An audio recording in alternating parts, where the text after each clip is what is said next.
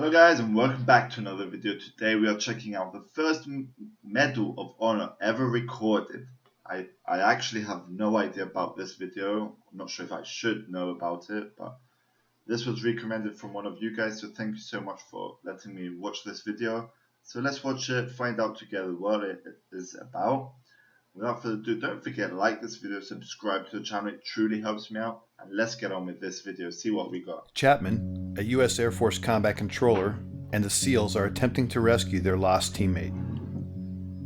You'll watch Chapman's heroic actions as he saves the lives of his entire SEAL team and then another 18 members of a quick reaction force, earning America's highest award, the Medal of Honor. Chapman and the SEALs exfil their MH-47 helicopter. John is the second individual to exit and immediately moves in the direction of the summit. He can be seen moving off to the right of the screen, alone. Yeah. The team is taking heavy fire from every direction, as indicated by the arrows, as Chapman begins engaging targets. You can see spent cartridges ejecting from his M4. Chapman then begins closing with the enemy, forcing his way upslope in knee and thigh-deep snow. He is constantly under fire as he does this. Chapman's team leader begins to close on Chapman, following his trail through the snow. The dark mass above Chapman is a fortified bunker containing two enemy fighters, each armed with AK-47s, who are firing down on the team in the darkness. This bunker will come to be known as Bunker Number 1. To the left of the tree and Bunker 1 is another gray mass. This is a rock outcropping that came to be called the Boulder. Between Bunker 1 and this boulder can be seen the body of slain SEAL Neil Roberts, the man Chapman and the others are attempting to recover.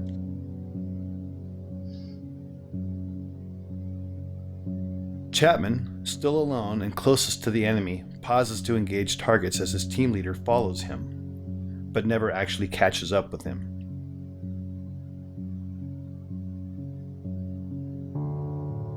Chapman, on his own, now makes the decision to charge directly into the enemy bunker, despite withering point-blank fire. Chapman, now literally on top of the enemy, engages the two combatants and kills them, saving the lives of the remaining SEALs. He does this from a distance of no more than 10 feet. These actions, by themselves, earned him his first Medal of Honor. He then climbs into and takes some brave stuff right there, bro. Control of the bunker. Having cleared the immediate threat, Chapman is then joined by his team leader in Bunker 1. You can then see Chapman and his team leader engaging the next bunker, known as Bunker 2, which is situated to the left edge of the screen. This bunker, manned by a handful of Chechen and Uzbek fighters, also contains a heavy PKM machine gun, hand grenades, and rocket-propelled grenades. John Chapman is shot twice at this time in the torso and collapses, incapacitated.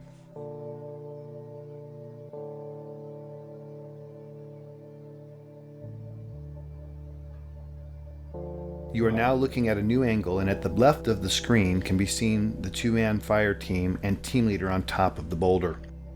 Just below it is Bunker 1 with the mortally wounded Chapman.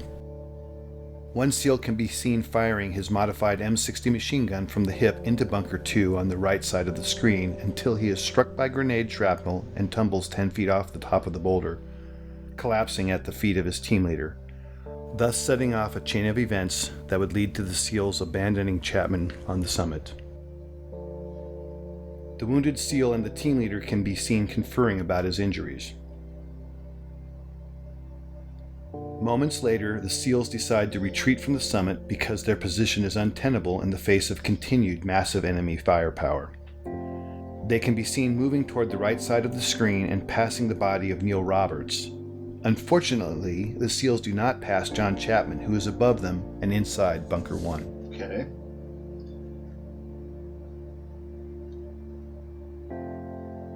This angle shows three SEALs in a triangle. The larger black heat signature is a smoke grenade. Just to its left is a donkey and dead Al-Qaeda fighter killed by Chapman. The steepness of the mountain can be seen as the SEALs begin to slide down the near sheer face.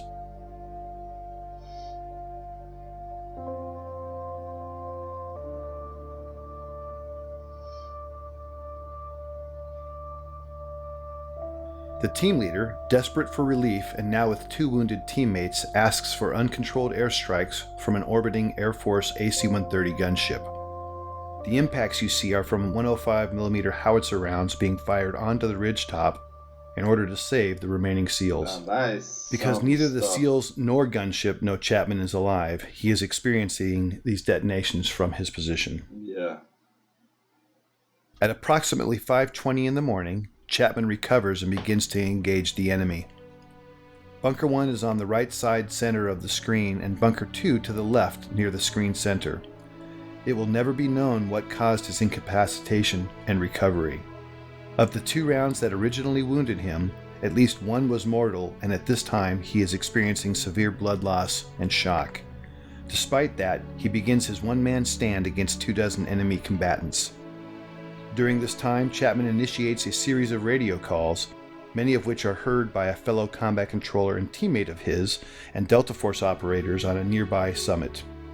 Despite this combat controller's replies, Chapman never acknowledges whether because of damage to his equipment or himself will never be known. This new angle and footage shows Chapman at the top, identified by the green dot under the tree at Bunker 1. The lower center of the screen shows the first enemy fighter who is about to charge Chapman in the hopes of killing the American. The timestamp at the bottom shows it is now 6:05 in the morning and fully light. He's been fighting alone now for 40 plus minutes and has received more gunshot and shrapnel wounds as a result of the fierce combat. This scene shows the second of several enemy charges. In this stunning display of determination and courage, Chapman can be seen fighting hand to hand with the fighter.